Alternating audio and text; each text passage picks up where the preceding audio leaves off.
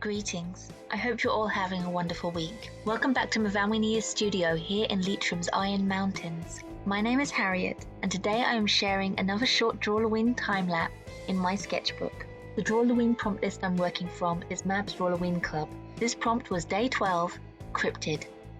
We are almost into December, and I've been busy in the studio this last couple of weeks, making a new jewellery collection in time for my local arts centre's craft fair this December 7th and 8th in the Dock in 𝐬𝐿, County Leitrim. I will be making another video on this project soon. If you wish, you can view my progress on my craft projects and all of my completed Drawloween artworks on my Instagram at MyfanwyNia. I will add a link in the description box below the video. This was a very quick little sketch which took me no more than half an hour to do in real time.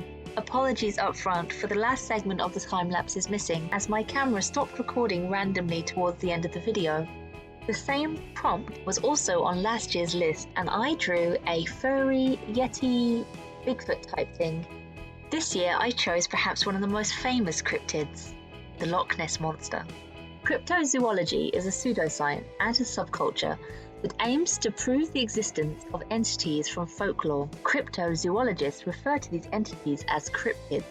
The Loch Ness monster is a mythical animal that allegedly lives in Loch Ness, the largest freshwater lake in the UK, near Inverness in the Scottish Highlands. The body of water reaches a depth of nearly 800 feet and a length of 23 miles. Although accounts of an aquatic beast living near the lake date back over 1,500 years, all efforts to find any credible evidence of the animal have failed. Yet, that hasn't dampened the public's enthusiasm for any news about the monster, affectionately known as Nessie.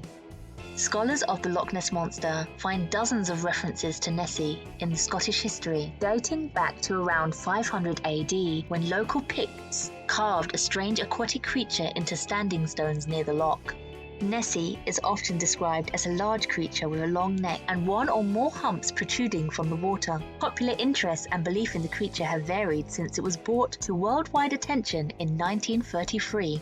Evidence of its existence is anecdotal, with a few disputed photographs and sonar readings. The scientific community regards the Loch Ness monster as a phenomenon without biological basis, explaining sightings as hoaxes, wishful thinking, or the misidentification of mundane objects.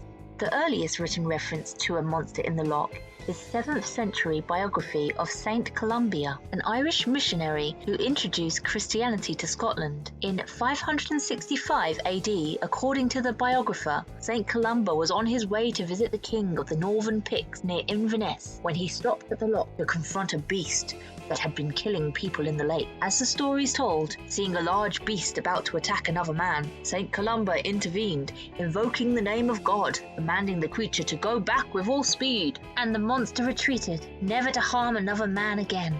In 1933, a new road was completed along Loch Ness's shore, affording drivers a clear view of the loch. And on May 2nd, 1933, a local newspaper, the Inverness Courier, reported that a local couple claimed to have seen it.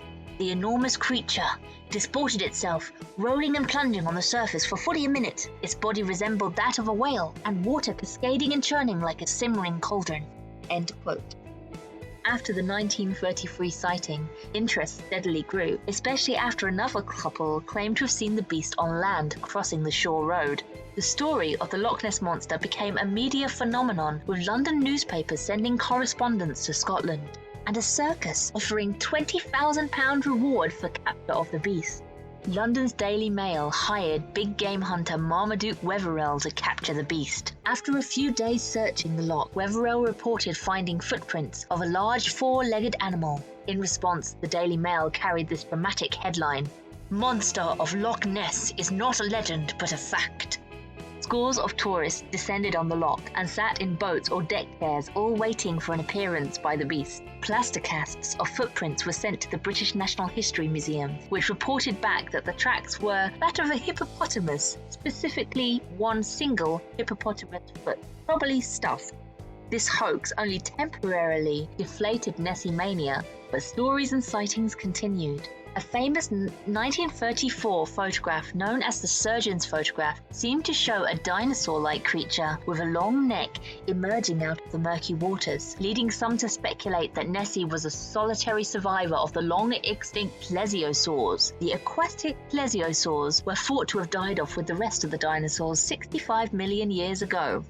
Amateur investigators kept almost a constant vigil on the loch, and in 1960s, several British universities launched expeditions to Loch Ness using sonar to search the deep. Nothing conclusive was ever found, but in each expedition, the sonar operators detected a large, moving underwater objects that they could not explain.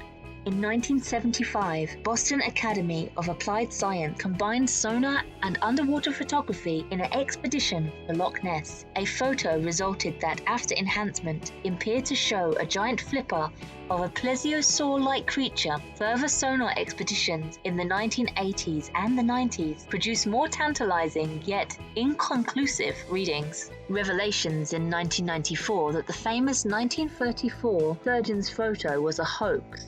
This hardly dampened the enthusiasm for tourists and investigators to this day. Earlier this year, in 2019, an international group of scientists compiled the genetic profiles of all the creatures living in the mysterious loch. Professor Neil Gemmell of the University of Otago, New Zealand, who led the study, told reporters the scientists found no reptilian DNA sequences, which made him fairly certain there is no giant scaly reptile swimming in the loch. The team did find a surprisingly large amount of eel DNA. Gemmell said an eel can grow up to 4 to 6 feet in length, but reports of Loch Ness sightings involve a much larger creature. There's no way to tell how big these eels are from the DNA evidence. Is it a giant eel? I don't know, but it is something we can test further. We're coming to the end of my time-lapse now, so if you've made it this far, thank you so much for watching. And I hope to see you again soon for another video. Bye bye!